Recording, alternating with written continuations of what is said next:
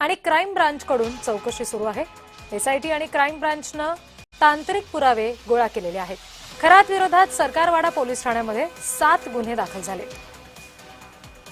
प्रतिनिधी किरण गोटूर आपल्याशी जोडले गेलेत, त्यांच्याकडून तपशील घेऊयात। किरण, ही जी चौकशी सगळी झालेली आहे त्या संदर्भात आणखी काय तपशील आणि जे तांत्रिक पुरावे ताब्यात घेतले गेल्याची माहिती आहे ते नेमके पुरावे काय आहेत? खरं तर या सगळ्या प्रकरणामध्ये आतापर्यंत 7 गुन्हे दाखल झालेले आहेत। अशोक खरातवरती 7 महिलांनी हे गुन्हे दाखल केलेले आहेत। गैरवर्तन असेल, गैरकृत्य असेल अशा पद्धतीचे आरोप आहेत आणि त्या संदर्भात हे सगळे गुन्हे दाखल झालेले आहेत। कालच अशोक खरातला नाशिकच्या जिल्हा न्यायालयामध्ये जे हजर केला असता 5 दिवसांची पोलीस कोठडी या जे अशोक खरातला दिलेली आहे आणि त्यानंतर या संपूर्ण हे प्रकरणाचा जो तपास आहे त्या तपासाला वेग आल्याचं आपल्याला बघायला मिळते। या सगळ्या तपास करण्यासाठी एसआयटीची सुद्धा स्थापना केलेली आहे आणि आज सुद्धा अशोक खरातची सकाळपासून चौकशी करण्यात येत आहे अशा पद्धतीची सूत्रांनी माहिती दिलेली आहे। आताच काही वेळा आधी एसआयटी टीम नाशिकच्या क्राईम ब्रांचमध्ये दाखल झालेली होती। क्राईम ब्रांचचे अधिकारी आणि एसआयटी टीम अशा पद्धतीनं संयुक्तरित्या हे सगळ्या प्रकरणाचा तपास करतायत। ज्या सरकारवाडा पोलीस ठाण्यामध्ये हा गुन्हा दाखल झालेला आहे या पोलीस स्टेशनमध्ये जाऊन या सगळ्या प्रकरणाची जे इन्क्वायरी आहे किंवा तपास आहे अगदी सखोल तपास या दोन्ही टीमकडनं केला जातोय। त्यामुळे आणखीन काय काय घटना किंवा काय काय हे धक्कादायक खुलासे आहेत हे खरं तर या प्रकरणामधून बाहेर येतात हे बघणं महत्त्वाचं असणार आहे। जी किरण, धन्यवाद सगळ्या तपशिलांसाठी।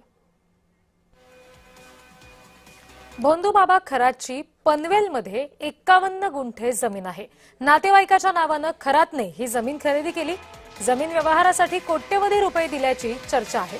महसूल विभागातील अधिकाऱ्यांच्या मदतीनं जमीन खरेदी केल्याची माहिती आहे। या व्यवहारासाठी वापरलेली कोट्यवधींची रक्कम आली कुठून हा प्रश्न देखील उपस्थित होतोय।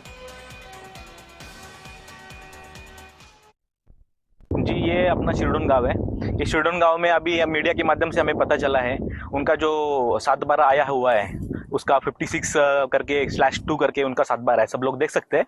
तो उसमें 51 गुंठा उनका जगह है, काफ़ी नज़दीक है, नवी मुंबई एयरपोर्ट के काफ़ी नज़दीक है। और देखिए इधर का जो वैल्यूएशन चल रहा है तो मेरे हिसाब से 10 लाख रुपए पर गुंठा है, तो उनका प्रॉपर्टी भी करोड़ों में जाता है। तो इन्होंने कब ये प्रॉपर्टी ले लिया, कब इधर के रहिवासियों को उन्होंने कवर कर लिया, तो ये बड़ी सोचने वाली बात है आजकल। आता रायगड जिल्ह्यातील शिरोडण गावामध्ये आपण आता उभे आहात आणि या एरियामध्ये त्यांची 51 गुंठा त्यांची जागा आहे, बरोबर आहे। तर आजचे जरी रेट आपण जर बघितले तरी 10-12 लाख रुपये गुंठा चालू आहे त्या हिशोबाने। आणि इथले जो डेव्हलपमेंट म्हणजे इथून 8-10 किलोमीटरवरती नवीन मुंबई विमानतळ आहे या हिशोबाने आणि इथे डेव्हलपमेंट जोरात चालू आहे। तर आज त्यांची प्रॉपर्टी करोडाची आहे आणि ही पहिले घेतलेली जागा आहे। आता ही कशी घेतलेली आहे ती त्यांनाच माहिती, पण त्यांनी इथपर्यंत प्रॉपर्टी घेतल्या कशा हा आज आम्हाला देखील प्रश्न पडलेला आहे। खरातच्या ईशानेश्वर मंदिरासाठी शासनाचा निधी आल्याचं कळतंय। राज्य शासनानं 1.5 कोटी रुपयांचा निधी दिला होता। पर्यटन खात्याने 2018 मध्ये या संदर्भातला शासन निर्णय प्रसिद्ध केला। विरोधकांकडून सरकारवर मेहरबानीचा आरोप केला गेलाय। राजकीय वर्तुळामध्ये या निर्णयाची जोरदार चर्चा आहे। रावल यांच्या पर्यटन विभागाने ती मदत केल्याची माहितीच आहे। आता 1,87,00,000 रुपयाची आणि बांधकामासाठी दिलेत।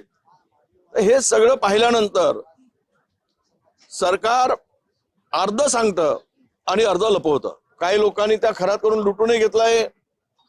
हे सगळी चौकशी आता एसआयटीच्या माध्यमातून पारदर्शकपणे पुढे येईल यावर आमचा अजिबात विश्वास नाही। निधी कोणाच्या मागणीनुसार झाला त्याची डिमांड कोणी केली होती, परंतु मला वाटतं ज्यावेळेला पर्यटन क्षेत्र म्हणून एखादं जेव्हा देवस्थान असतं तिथल्या भाविकांच्या साठी ह्या सुविधा असतात, त्या काही कोणाच्या वैयक्तिक मालकीच्या नसतात। सरकारी जेव्हा आपण निधी खर्च करतो त्यावेळेस त्या सार्वजनिक उपयोगासाठीच्या असतात। त्याच उद्देशाने हा निधी दिलेला असावा। ह्याच्यामध्ये आता जे प्रकरण घडले त्याला त्याच्यामध्ये थेट जोडणे कदाचित चुकीचं राहील। खरातच्या ईशानेश्वर मंदिरासाठी राज्य सरकारकडून 1.5 कोटींचा निधी दिला गेला। पर्यटन खात्याने 2018 मध्ये शासन निर्णय प्रसिद्ध केला। मंदिर परिसर विकासासाठी हिरवा कंदील दिला गेला, निधी द्यायला मंजुरी दिली गेली। समारंभ मंडप बांधकामासाठी सर्वाधिक निधी मंजूर झाला. पेवर ब्लॉक, प्रसाधनगृह आणि चेंजिंग रूमची कामं ही प्रस्तावित आहेत. भक्तनिवास बांधकामाचा सुद्धा योजनेमध्ये समावेश आहे. विद्युतीकरण आणि लँडस्केपिंगसाठी स्वतंत्र तरतूद आहे. सार्वजनिक बांधकाम विभागामार्फत कामं पूर्ण केली गेली. खटल्याच्या पार्श्वभूमीवर निधी मंजुरीवर आता प्रश्नचिन्ह उपस्थित झाले. भोंदू खरातने शिर्डी विमानतळाजवळ सुद्धा लाखोंची जमीन खरेदी केली. कोपरगाव तालुक्यातील काकडी इथे 3 एकर 8 गुंठे जमीन खरेदी केली. भोंदू खरातने 11 जून 2024 रोजी केलेल्या जमीन खरेदीची माहिती उघड झाली आहे. बाजारभावाने होणाऱ्या रकमेवर मुद्रांक शुल्क भरलं.